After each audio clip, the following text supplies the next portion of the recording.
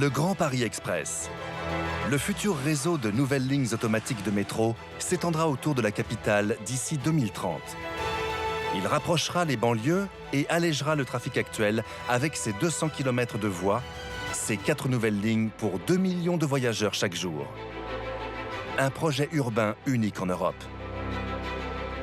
On est dans le méga projet, assurément, dans le projet qui est le projet d'au moins une génération, voire d'un siècle. Un chantier du futur dont le moindre recoin est surveillé depuis l'espace.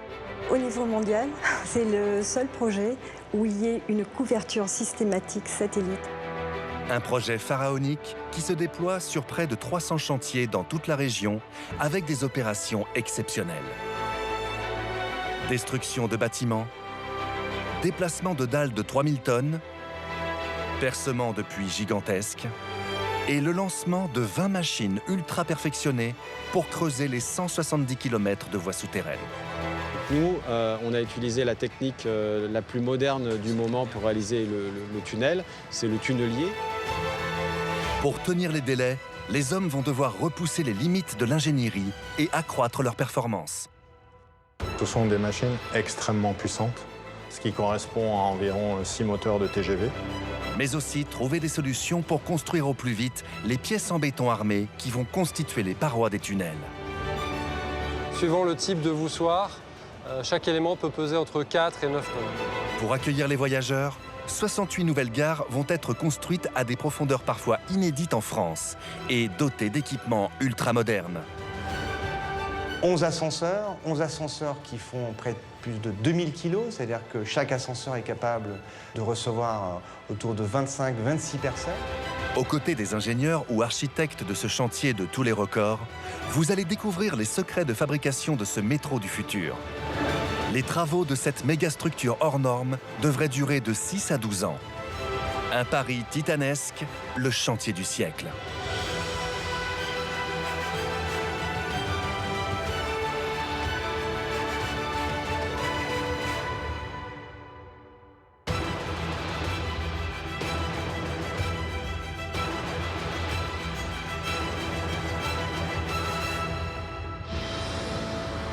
Aujourd'hui, en Île-de-France, plus de 8 millions de déplacements sont enregistrés chaque jour dans les transports en commun.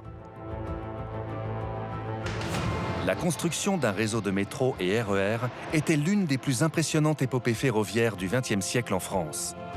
Pourtant, ce réseau aujourd'hui saturé est devenu insuffisant. Le chantier du Grand Paris Express s'annonce comme le plus gros défi du XXIe siècle pour la région, avec la création de 200 km de lignes automatiques, soit autant que le métro actuel à l'horizon 2030. Les nouvelles lignes 15, 16, 17 et 18 seront connectées avec les lignes du métro parisien et les 5 lignes de RER existantes. Elles s'étendront dans un rayon de 30 km autour de la capitale.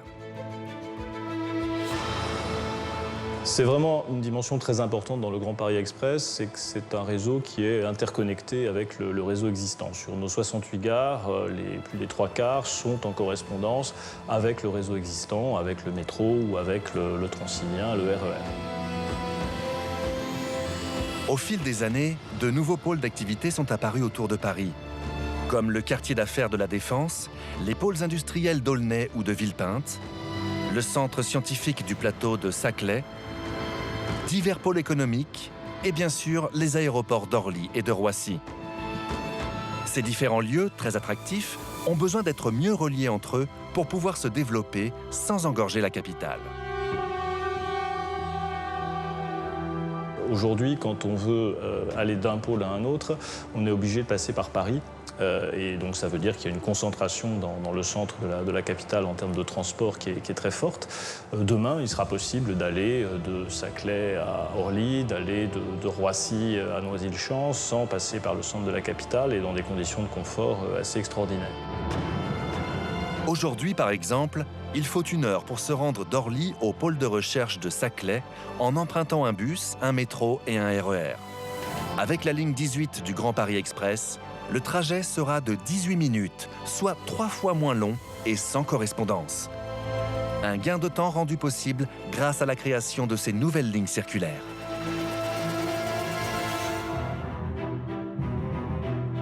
Cette idée de construire un réseau en rocade pour optimiser les temps de transport ne date pas d'hier. Déjà, au début du XXe siècle, on avait pensé à créer une ligne circulaire dans le réseau du métro parisien. Cet ancêtre du Grand Paris Express n'a jamais vu le jour. Mais aujourd'hui, fermé au public, des quais ont quand même été construits.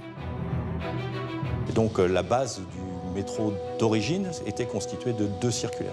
En fait, on se rend compte que pour optimiser entre les correspondances, il faut absolument avoir des transversales. C'est un problème qui est récurrent dans les transports. On dessine en gros une étoile et après on dessine le reste de la toile d'araignée. Et la toile d'araignée qui est effectivement constituée de circulaires qui fait les correspondances entre les différentes radiales.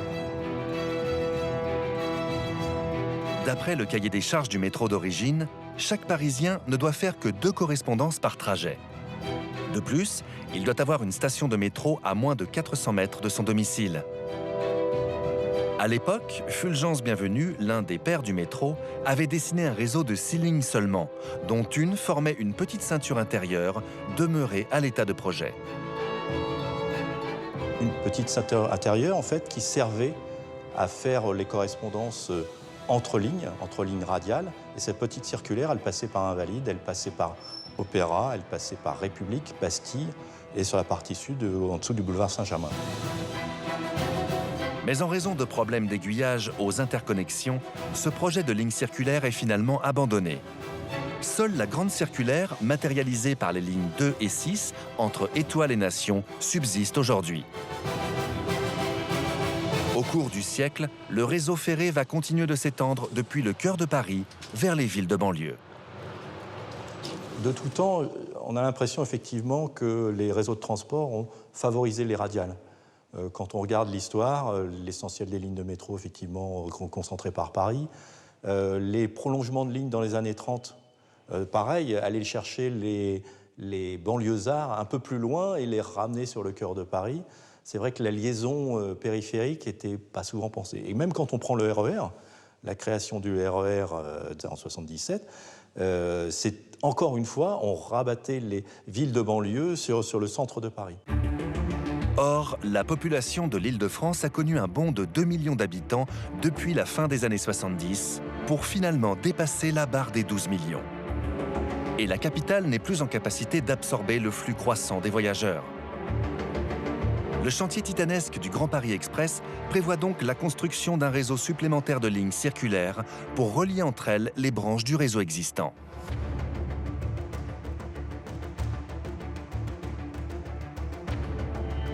Afin de préparer les travaux des futures gares, la Société du Grand Paris a dû procéder à des achats de terrain et à des démolitions spectaculaires, comme celle de la tour Ultrio.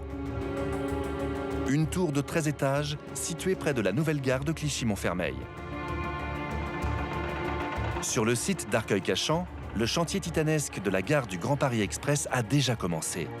L'enjeu, son interconnexion avec le RER B.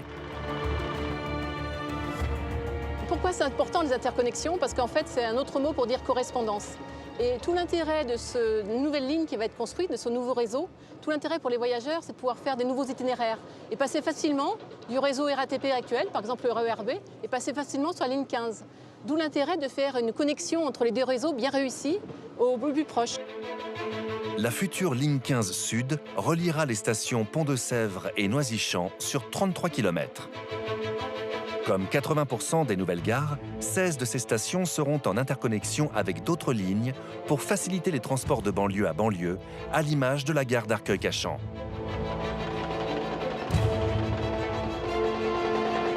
Ici, la nouvelle gare du Grand Paris Express sera construite sous les quais du RER pour réduire le temps de correspondance entre les deux lignes. Pour réussir cet exploit, il faut remplacer une partie des quais du RER actuel et en construire de nouveaux à côté qu'il faudra ensuite faire glisser et raccorder. Sur une immense charpente métallique, on a construit un tablier qui mesure 40 mètres de long par 20 mètres de large, qui pèse 3000 tonnes, donc un tiers du poids de la Tour Eiffel complète, avec ses restaurants et ses ascenseurs. Et ce pont, on va le déplacer à l'aide de câbles et de vérins sur 26 mètres pendant 6 heures durant cette coupure d'exploitation.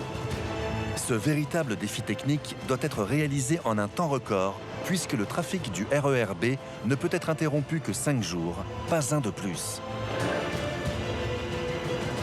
Jour et nuit, des dizaines d'ingénieurs et d'ouvriers vont donc se relayer pour mener à bien cette opération titanesque.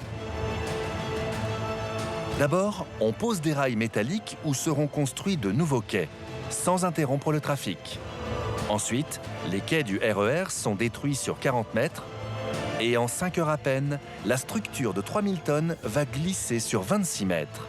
Les voies sont ensuite raccordées.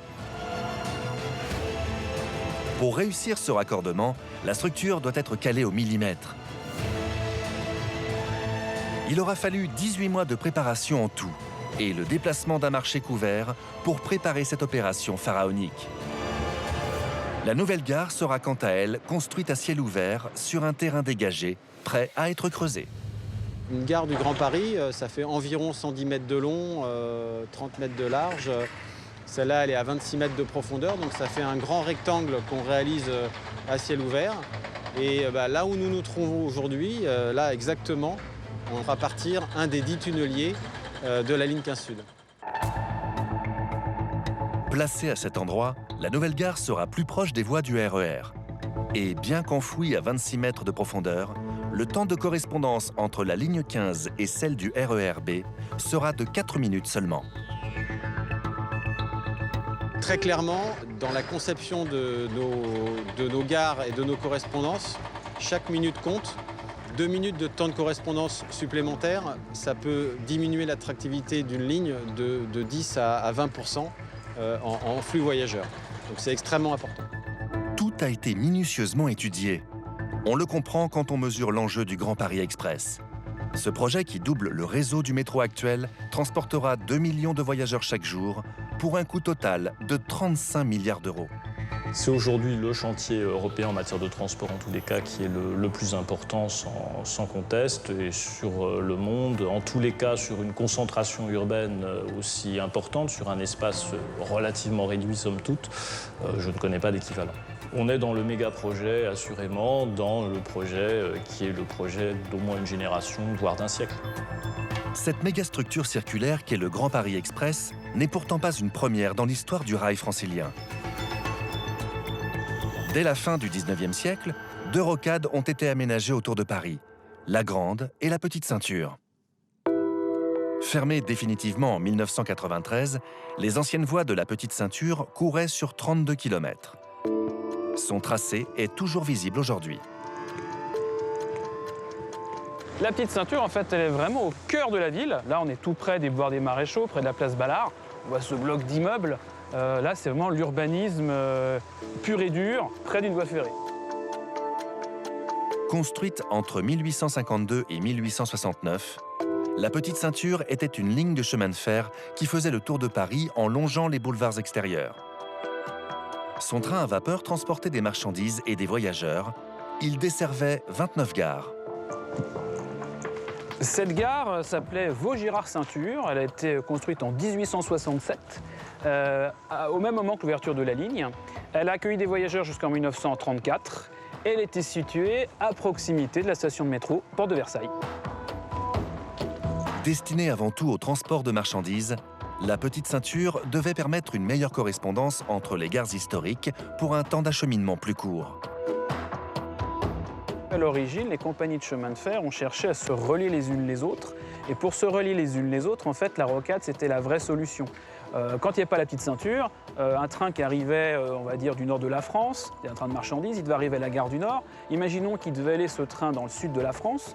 À la gare du Nord, on décharge les marchandises, on met ça sur des chariots improbables, on traverse la capitale et on remet les marchandises dans un train à la gare de Lyon pour aller, pourquoi pas, Vintimille.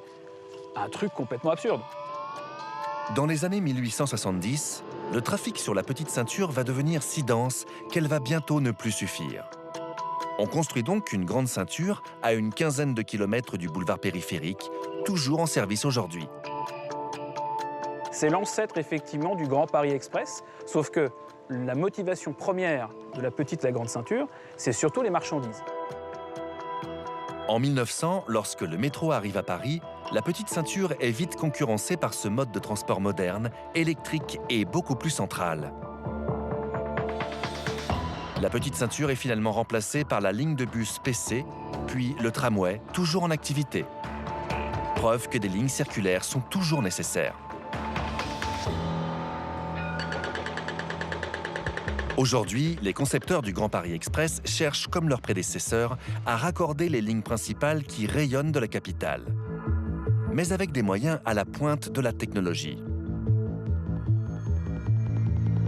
Depuis un siècle, le paysage urbain de la région Île-de-France a bien changé. Il s'est densifié. Comment construire un réseau de l'ampleur du Grand Paris Express au milieu des villes? Pour éviter au maximum les démolitions et les déplacements de population, c'est la voie souterraine qui est privilégiée par les ingénieurs du Grand Paris. On a choisi donc de réaliser les tunnels non pas en méthode traditionnelle ou à ciel ouvert, comme ça a pu se faire aussi, notamment pour la ligne 1 du métro parisien en 1900. Paris a été éventré pour réaliser en tranchée couverte la ligne 1. Donc nous, on a utilisé la technique la plus moderne du moment pour réaliser le tunnel, c'est le tunnelier. Donc les tunneliers vont creuser les tunnels, mais avant de lancer le creusement des tunneliers, il faut réaliser les gares et les puits de départ de tunneliers. Voici comment sont construites les gares en sous-sol du Grand Paris Express. On réalise d'abord un puits selon la technique dite des boîtes. Des parois sont d'abord creusées, puis une cage d'armature va s'insérer dans la cavité. Le béton va enfin pouvoir être coulé. Cette opération est répétée pour former le pourtour du puits afin de stabiliser le terrain.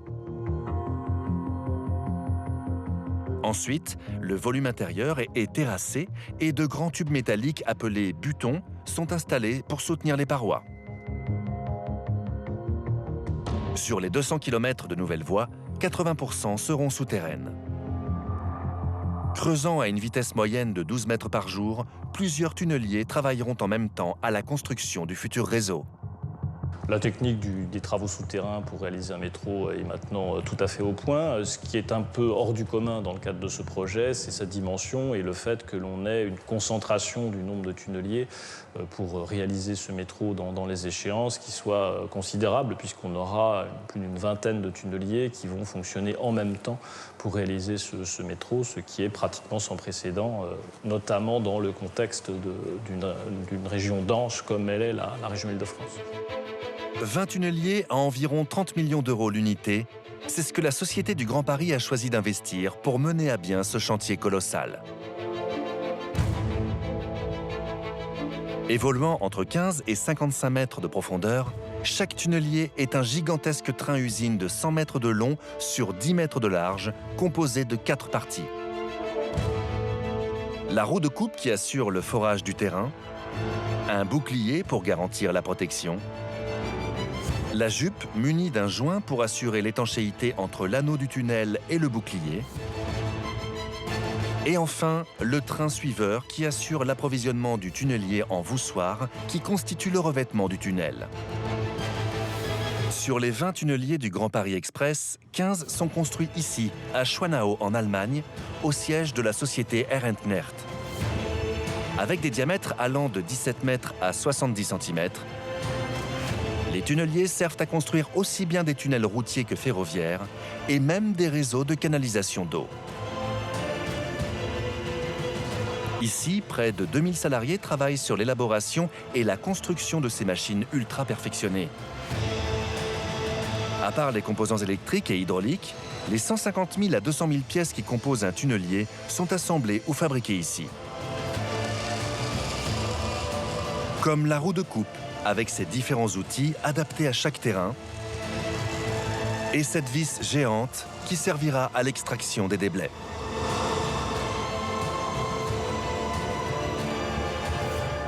On ne fournit pas de machines non assemblées en usine, donc on les monte toutes entièrement en usine pour vraiment valider un maximum d'essais et avoir un minimum de mauvaises surprises sur chantier. Des mauvaises surprises qui pourraient s'avérer catastrophiques, étant donné la puissance de ces engins. Sur une machine type du Grand Paris, donc ce sont des machines extrêmement puissantes, de l'ordre de 6 à 7 MW, ce qui correspond à environ 6 moteurs de TGV. Et donc sur ces 6 ou 7 MW, on en a plus de la moitié qui sont dédiés à la partie abattage du terrain. Les roues de coupe du tunnelier font autour de 10 mètres de diamètre. Elles abattent le terrain tout en continuant à mélanger ce qu'elles ont déjà arraché au sol. Le volume de terre à malaxer est donc considérable. C'est pourquoi elles tournent relativement lentement, entre 1 à 2 tours par minute. Car pour réussir cette entreprise, la roue de coupe a besoin que les moteurs développent davantage de force que de vitesse. En fonction du type de terrain et du diamètre de tunnel souhaité, chaque tunnelier est réalisé sur mesure pour chaque projet. Chaque tunnelier est un petit peu différent, même si on le regarde de très loin. Il y a souvent une roue de coupe devant et puis un train suiveur derrière, mais chacun a sa spécificité. Donc ils sont tous quelque part un petit peu des prototypes liés à la géologie du projet. Donc le projet du Grand Paris étant très vaste autour de Paris, bien sûr, on retrouve les grandes couches géologiques connues sur Paris, mais toutes les machines ne doivent pas traverser les mêmes couches de géologie. Pour le Grand Paris Express, les roues de coupe fabriquées ici vont devoir forer dans des types de sols différents. Il faut donc adapter les outils de forage de la roue au terrain qu'elle traverse. De plus, selon la profondeur à laquelle vont devoir creuser les tunneliers, le matériel sera exposé à une pression plus ou moins importante. Dans le cas du Grand Paris Express, les tunneliers évolueront entre 30 et 50 mètres de profondeur, ce qui correspond à des pressions de 3 à 5 bars. Pour calculer la pression que doit pouvoir subir un tunnelier, on applique une règle simple. 1 bar correspond à 10 mètres d'eau. Comme les tunnels sont creusés entre 30 et 50 mètres de profondeur, cela équivaut à une pression totale maximale de 5 bars, soit 50 tonnes au mètre carré.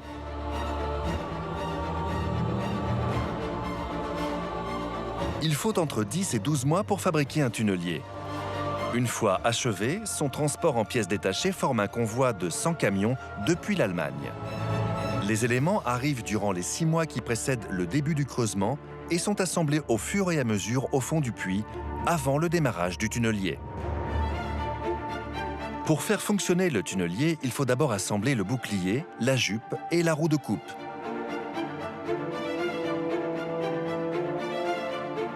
La machine est ensuite glissée dans une cloche. Son train suiveur sera complété après. Il n'a besoin que des 3 premiers wagons pour démarrer. Le premier tunnelier du Grand Paris Express a démarré sur le site de Champigny-sur-Marne pour creuser une partie de la ligne 15 Sud.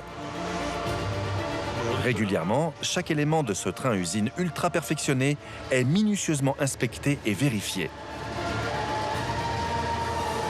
Pour cela, il faut descendre dans le puits à 20 mètres de profondeur et parcourir la distance déjà creusée jusqu'à la tête du tunnelier. Voilà, typiquement, on a ici les molettes de rechange. Quand on est dans des terrains relativement souples, en fait, on a des racleurs qui permettent d'enlever le terrain naturellement. Et dans les terrains plus durs, c'est ces molettes qui sont chargées de fracturer le terrain. Et typiquement, une des opérations complexes sur cette machine, c'est d'aller changer ces molettes quand elles sont usées. Et le changement, c'est tous les combien? Ça dépend du terrain, évidemment. Ça dépend de l'usure, mais le but, c'est de limiter à toutes les 3 semaines, tous les mois. D'accord, c'est ça ordre de grandeur quand même, 3 semaines à mois.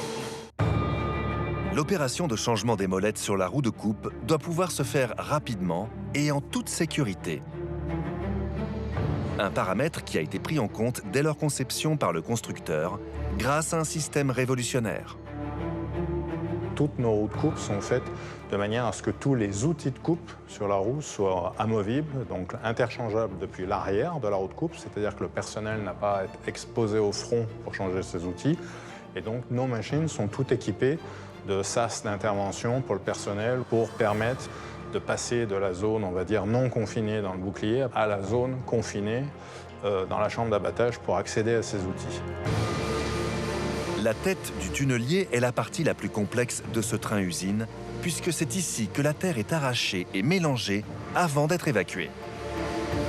On est juste à l'arrière de la tête de coupe, à 2 mètres derrière. Donc là, on a tous les moteurs qui permettent la mise en rotation de la tête. Et puis tous les réseaux de canalisation qui sont devant nous, c'est en fait des conduites qui permettent d'injecter l'eau, la mousse, les additifs, pour faire en sorte qu'en fait, on transforme le terrain en une pâte de dentifrice qui soit évacuable par la vis qui est juste derrière nous. La roue de coupe génère 75 mètres cubes de déblai par mètre. Comme une perceuse à laquelle on ajoute de l'huile de coupe, la roue du tunnelier va injecter du liquide dans la terre arrachée afin de la rendre plus malléable pour l'extraire. On arrive votre système d'extraction, c'est ça? Là, on est à l'arrière de la vis qui permet d'évacuer les matériaux depuis la tête de coupe et qui les déverse sur le tapis convoyeur. Donc le tapis qui les amène jusqu'à la sortie. C'est par là que vont cheminer les 320 000 tonnes qu'on va évacuer là, sur le tronçon de 2 km 2. Les terres issues du creusement sont broyées par la roue de coupe pour faciliter leur évacuation. Les déblais sont remontés via la vis d'extraction et déposés sur le convoyeur à bande installé dans le train suiveur qui les amène jusqu'à la sortie. En tout, les travaux du Grand Paris Express vont générer l'extraction de 45 millions de tonnes de déblais. Une opération d'une ampleur inédite qui pose une question cruciale. Que faire de ces millions de tonnes de terre récupérées ? Il faut s'organiser pour les transporter. On essaye d'utiliser, quand c'est possible, les modes alternatifs. Le fleuve, quand on est à proximité. La voie ferrée, quand c'est possible. Et puis ensuite, il y a la question du traitement de ces déblais et de la façon dont on peut les stocker, les réutiliser. On va analyser quelles sont leurs caractéristiques pour voir où on peut les envoyer. Et on va essayer de les valoriser autant qu'il est possible. Alors les valoriser, ça peut être par exemple d'utiliser ces matériaux pour combler des carrières, pour combler des espaces qui sont à réaménager. Afin d'être reconvertis, les tonnes de déblais sont chargées dans des camions dont le trafic est strictement contrôlé. Ils sont ensuite pesés et lavés pour éviter de dégrader les routes. En fonction de leur nature, les déblais sont acheminés sur différents sites où ils trouveront une autre utilité. Mais le chantier n'en est qu'à ses débuts. Cette organisation sera-t-elle suffisante pour évacuer les millions de tonnes de déblais extraits simultanément par les 20 tunneliers ? Pendant ce temps, sous terre, le tunnel prend forme. Sa stabilité est assurée par un système de voussoirs qui forme un revêtement solide pour que les trains puissent circuler en toute sécurité. Sur la totalité du réseau, en ordre de grandeur, c'est 600 000 voussoirs à peu près pour réaliser la totalité des tunnels. Vous avez, pour en faire le compte, chaque anneau représente 7 voussoirs et un anneau fait 2 mètres. Donc quand vous prenez en gros les 170 km de réseau souterrain, vous arrivez à peu près à ce nombre-là. Pour approvisionner les chantiers du Grand Paris Express en voussoirs, les constructeurs sont condamnés à innover. Afin de réduire les temps de transport, une première usine de fabrication a été créée à seulement 30 km des chantiers de la ligne 15. L'alimentation en voussoirs des 10 tunneliers qui creuseront sa partie sud est un défi logistique énorme. La chaîne de fabrication doit donc être parfaitement réglée. Pour optimiser le rendement de production des voussoirs, les ingénieurs ont imaginé un carrousel, un système de fabrication très original. L'idée derrière le carrousel, c'est que finalement le poste de travail est fixe, c'est le moule et donc le coffrage du voussoir qui se déplace le long de la chaîne de fabrication. La réalisation d'un voussoir se fait en plusieurs étapes. Tout d'abord, il faut préparer le moule dans lequel sera coulé le béton pour faire le voussoir. Les ouvriers vont d'abord nettoyer le moule, puis, comme un moule à gâteau que l'on doit beurrer avant la cuisson, ils vont appliquer une huile de décoffrage qui facilitera l'extraction du voussoir. À la prochaine étape de fabrication, le moule va recevoir plusieurs équipements, notamment un joint périphérique qui sera directement ancré au voussoir. Ce joint servira à l'étanchéité de l'assemblage des voussoirs entre eux et des anneaux entre eux, moyennant une compression de l'ordre de 5 tonnes par mètre linéaire. On garantit après l'étanchéité du tunnel dans le sous-sol de construction. Parmi les équipements placés à l'intérieur du moule, des cages d'armature sont assemblées et soudées sur place. Comme les voussoirs sont en béton armé, le ferraillage fait partie intégrante de leur structure et participe à leur rigidité.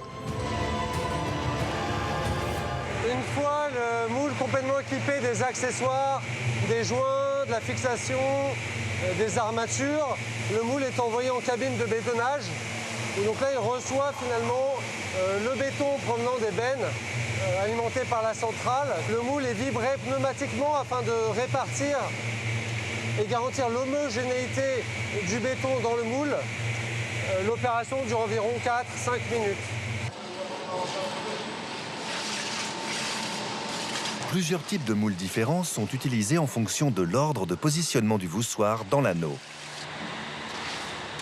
Le voussoir est complètement terminé et la référence V6 inscrite sur le moule nous indique qu'on est en présence d'un voussoir numéro 6 dans l'ordre d'assemblage de l'anneau constitué des 7 voussoirs. Une fois sorti de la ligne de travail, le voussoir entre dans une étuve chauffée à 50 degrés. Les indicateurs thermiques et hydrométriques sont contrôlés pour accélérer la prise du béton. Au bout de 7 heures, le voussoir peut enfin être décoffré de son moule. Après sa période de transit dans l'étuve, c'est l'étape de décoffrage. Donc on vient démouler et extraire le voussoir fini du moule de fabrication. Toutes les 10 minutes, un nouveau voussoir est assemblé dans un moule.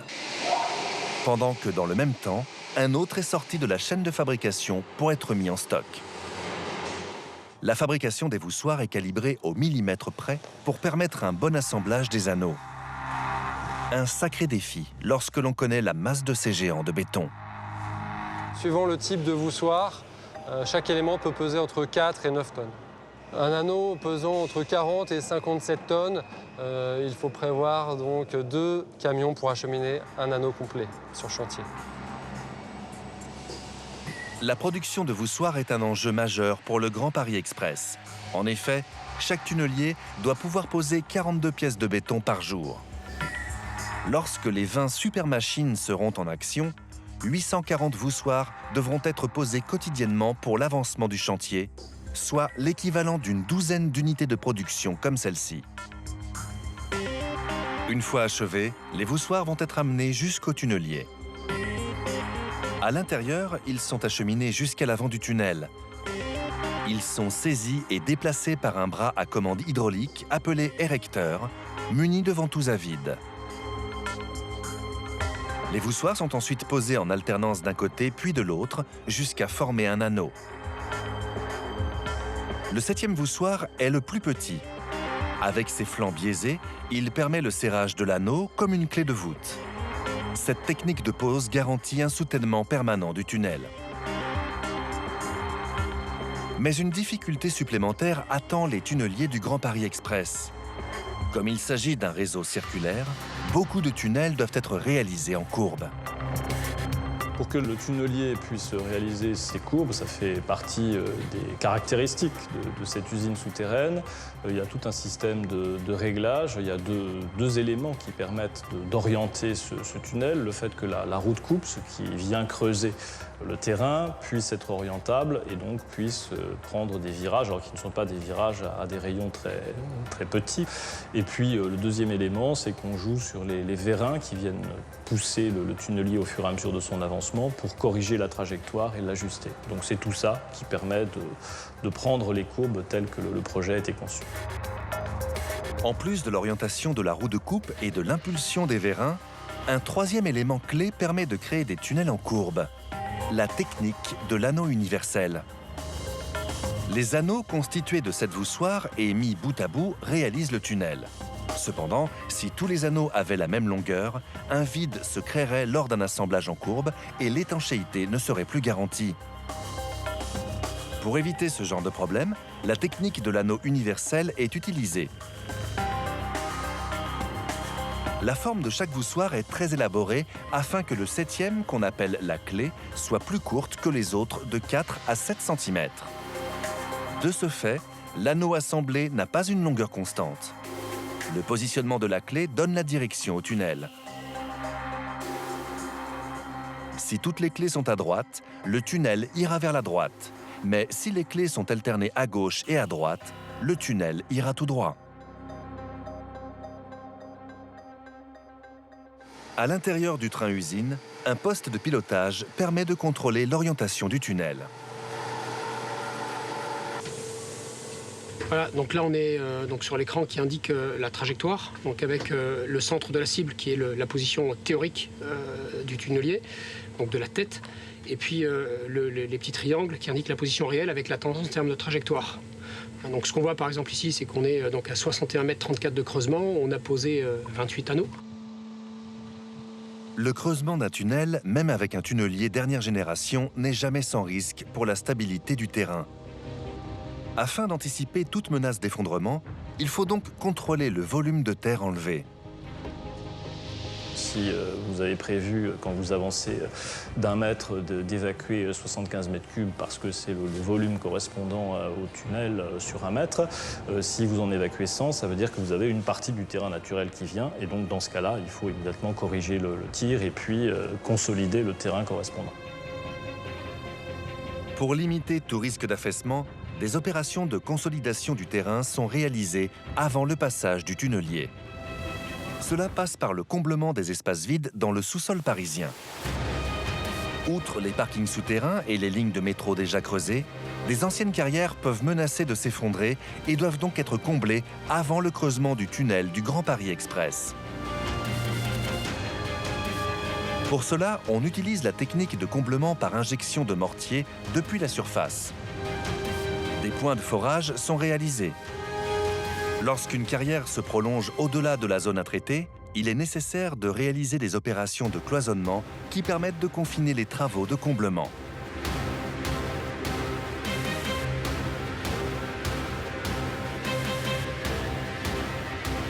Ensuite, du mortier liquide est déversé par des tubes en PVC jusqu'à remplir la carrière. C'est l'injection gravitaire. Après séchage, une dernière injection est nécessaire pour combler les vides résiduels.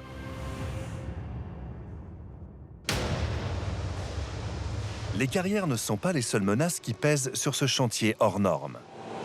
L'avancement du tunnelier sous terre peut provoquer une aspiration des terrains et entraîner un affaissement en surface. Pour prévenir de tels effets qui pourraient être catastrophiques sur un territoire densément peuplé comme l'Île-de-France, la Société du Grand Paris a fait appel à un système de surveillance unique au monde, la surveillance par satellite. Les données qu'il envoie sont analysées par les ingénieurs d'Altamira à Toulouse. Au niveau mondial, c'est le seul projet où il y ait une couverture systématique satellite qui est mise en place pour assurer la sécurité des travaux. Grâce aux satellites, les travaux du Grand Paris Express vont pouvoir être surveillés sur un périmètre beaucoup plus vaste que ne le permettrait la simple instrumentation au sol. Sur une carte qui comprend 10 000 points de mesure par kilomètre carré, les ingénieurs peuvent voir tous les mouvements du terrain. Je vais zoomer vers la zone de Champigny-Centre. Vous voyez là le parc de Vincennes. Alors on voit beaucoup de vert, mais l'interférométrie nous permet de détecter quelques zones où on a des tassements naturels dus à la géologie du sous-sol parisien. En regardant ces points de mesure, ici on a par exemple des mouvements de l'ordre de 2,5 mm par an. Et si on clique sur un point, on a l'évolution temporelle de son mouvement au cours du temps. Tous les 11 jours, le satellite TerraSAR X, en orbite autour de la Terre à environ 500 km, passe exactement à la même distance et au même endroit. En passant au-dessus des chantiers du Grand Paris Express, il émet une onde qui est réfléchie par le relief du sol et qui permet de mesurer les variations de distance. Le satellite envoie une impulsion lors d'un premier passage. Si au passage suivant, le temps de retour est plus long, c'est que le terrain s'est tassé. S'il est plus court, c'est qu'il s'est surélevé. Cette méthode de mesure qui s'appuie sur la réflexion des ondes s'appelle l'interférométrie. L'interférométrie radar nous permet d'avoir une très grande densité de points de mesure et on pourra regarder le long du tracé du Grand Paris s'il y a des mouvements qui pourraient être induits à l'avancée du tunnelier au fur et à mesure des mises à jour qui viendront. En balayant une zone de 500 mètres de part et d'autre du tracé, cette technique à la pointe de la technologie offre de nombreux avantages. La solution d'interférométrie est nouvelle parce qu'elle permet d'avoir une vue d'ensemble, une échelle macro qui n'était jusqu'alors pas du tout envisageable. On a des images satellites qui couvrent des surfaces de 30 km par 50 km. Du coup, on a la quasi-totalité du projet, des 200 km, qui sont couverts par une seule image satellite qui va être répétée au fur et à mesure des programmations. Programmé jusqu'à la fin des travaux en 2030, le satellite va pouvoir continuer de surveiller le tracé de la ligne 15 Sud une fois achevé en 2024. On va pouvoir vérifier que les tassements qui auraient pu être générés ont été stabilisés dans le temps. On pourra contrôler sur des linéaires extrêmement importants les travaux de plusieurs tunneliers à la fois. Cette vision globale, il n'y a que le satellite qui peut réellement la fournir. Surveillé depuis le ciel, le chantier du Grand Paris Express fait appel aux technologies les plus en pointe dans tous les domaines. Parmi les grandes innovations utilisées pour la première fois, la conception des 68 gares a fait l'objet d'études poussées pour garantir aux usagers une meilleure expérience de voyage. Un élément important, c'est la fluidité du parcours, le côté intuitif du parcours. L'autre élément important, c'est essayer autant qu'il est possible de faire descendre la lumière naturelle. On a des gares qui sont souvent des gares profondes, les plus profondes descendent à plus de 50 mètres. Ne pas avoir l'impression qu'on rentre dans un souterrain peu accueillant, mais avoir quelque chose qui soit la continuité de la surface, un parcours naturel entre la surface et le quai, était un élément important dans la conception de la gare que nous avons demandé à l'ensemble de nos architectes de respecter. À quoi vont ressembler les nouvelles gares du Grand Paris Express ? Les architectes ont finalement renoncé à la création d'un modèle de gare unique et déclinable, avec une même forme, une même couleur ou un même design. Toutes les gares seront donc différentes et leurs constructions seront confiées à des architectes distincts. Pourtant, il existe un cahier des charges à respecter, élaboré par l'architecte Jacques Ferrier. Lauréat d'un concours international, Jacques Ferrier a développé le concept de gare sensuelle pour le Grand Paris Express. Une notion avant-gardiste et inédite qu'il a fallu traduire en directive afin de créer 68 gares d'un genre nouveau. Un exemple sur lequel on a beaucoup travaillé, celui du son. Et on a proposé d'accorder les sons préexistants dans les gares. Et ils sont nombreux, c'est-à-dire qu'il y a le bip de la machine qui vous vend les tickets, le tourniquet de contrôle, le bip des ascenseurs, la sonorisation du train qui arrive, les messages qui sont diffusés dans la gare. Et donc, en fait, tout cela, nous avons recommandé que cela soit coordonné par un musicien, un compositeur, et que chaque fabricant d'appareils remplisse un cahier des charges sonore. Ce qui est très facile, parce que l'ascenseur, il vient avec un son, mais il pourrait très bien venir avec un son qui soit harmonisé avec le son de l'équipement d'à côté. Et en fait, c'est créer une sorte de signature sonore, d'atmosphère, d'ambiance sonore qui soit dans les gares. Ce concept de gare sensuelle propose donc d'offrir aux voyageurs une véritable expérience sensorielle. En travaillant sur le bruit ou la lumière, les architectes privilégient la création d'une atmosphère commune plutôt que d'une identité visuelle claire et uniforme. Si l'aménagement des nouvelles gares est aussi soigné, c'est parce qu'elles sont le premier point de contact avec les Franciliens. Mais la partie visible de ces gares cache le reste d'un incroyable iceberg. Un immense chantier souterrain, 10 fois plus important en termes de coûts, de structure et d'ingénierie. Cyril Trétou est l'architecte de l'une des gares du Grand Paris Express, et pas n'importe laquelle. La gare de Saint-Maur-Créteil. Interconnectée avec le RER A, elle drainera 45 000 voyageurs par jour sur un rayon d'1 kilomètre. Elle aura surtout la particularité d'être la plus profonde de France. Les gares se situent généralement entre une dizaine, quinzaine de mètres et entre 20 et 30 mètres. Et la gare de Saint-Maur, en fait, elle n'a pas pu être réalisée telle que prévue autour des 20-25 mètres parce que c'est un peu le langage qu'on m'avait dit à l'époque, Monsieur Trétou, vous ne pourrez pas faire votre gare à 25 mètres de profondeur, vous êtes dans du yaourt. Qu'est-ce que c'est? Oui, des argiles, plastiques, c'est mou et tout. On doit s'ancrer plus profondément pour réussir à faire que l'ouvrage puisse être stabilisé. À cause de la nature des sols argileux, la gare de Saint-Maur-Créteil devra être posée à 52 mètres sous terre, pour éviter tout risque d'affaissement. Un énorme défi pour l'agence en charge du projet. Il a fallu reprendre les études, étudier des formes atypiques particulières. Parce que quand vous vous enterrez de 50 mètres, vous avez une pression des terres qui est énorme. Et donc, nous sommes partis sur une drôle de forme.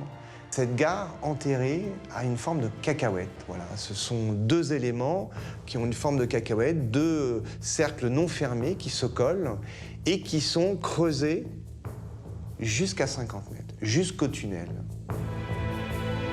La structure de cette gare, pas comme les autres, développée en forme de cacahuète, va pouvoir supporter les pressions du terrain qui sont énormes lorsqu'on se trouve à 50 mètres de profondeur. Cette forme particulière a développé un volume supplémentaire dont l'architecte a pu disposer pour réaliser sa gare. D'un côté se trouvent les espaces destinés à la technique et de l'autre, un volume qui lui a permis de créer 11 cages d'ascenseurs pour transporter les voyageurs. Autour de ces ascenseurs, le vide qui subsiste sera comblé par un escalier monumental s'étirant sur pas moins de 18 étages entre la surface et le quai, situé à 52 mètres sous terre. En plus de cet escalier de 250 marches, la gare sera donc équipée d'ascenseurs ultra rapides d'une capacité impressionnante. 11 ascenseurs qui font près de plus de 2000 kg, c'est-à-dire que chaque ascenseur est capable de recevoir autour de 25-26 personnes. Capable de parcourir 52 mètres de profondeur en 15 secondes seulement, ces ascenseurs répondront mieux aux attentes de la Société du Grand Paris que des escaliers mécaniques. Pour s'inscrire harmonieusement dans le paysage urbain environnant, la gare de Saint-Maur-Créteil sera dotée en surface d'un kiosque en verre léger et aérien. La structure de 40 mètres de diamètre sera soutenue par seulement 3 points d'appui de 8 mètres de haut. La mégastructure du Grand Paris Express est un chantier titanesque qui est en train de modifier le paysage de toute l'Île-de-France. Ce nouveau réseau de lignes de métro automatique gigantesque et futuriste pose une série de défis aux constructeurs. Avec des techniques de creusement révolutionnaires, comme les puissants tunneliers, l'implantation d'une ligne de préfabrication de voussoirs au plus près du chantier, ou encore le déplacement de structures colossales pour adapter les voies existantes, les hommes doivent faire preuve d'audace et d'invention pour mener à bien un tel projet. Jusqu'où iront-ils ? Plus qu'un challenge exceptionnel, le chantier du Grand Paris Express annonce une série de bouleversements profonds dans l'usage des transports en Île-de-France et s'apprête à changer durablement le paysage de la région. Le Grand Paris Express, ce n'est pas seulement un projet de transport, c'est aussi un projet de transformation urbaine, de transformation géographique de la métropole, simplement parce qu'il rapproche les points les uns avec les autres, mais aussi de permettre, au travers de l'arrivée du métro, une transformation, une évolution du territoire suivant les cas. Ces transformations urbaines et ces nouvelles connexions ont pour ambition d'unifier le territoire d'un Grand Paris en pleine expansion. Et cela, dans un temps record. Alors ce réseau qui a été conçu finalement très récemment, puisque le projet dans sa nature actuelle a été arrêté en 2011, après le débat public de 2010-2011, a vocation à être entièrement terminé en 2030, avec des premières mises en service en 2024, avec en particulier l'échéance des Jeux Olympiques. Un projet aussi ambitieux que celui du Grand Paris Express est pionnier dans bien des domaines. Un pari formidable. Face aux innovations technologiques, logistiques et industrielles que nécessite un tel chantier, le chemin est encore long et les défis nombreux, jusqu'à 2030.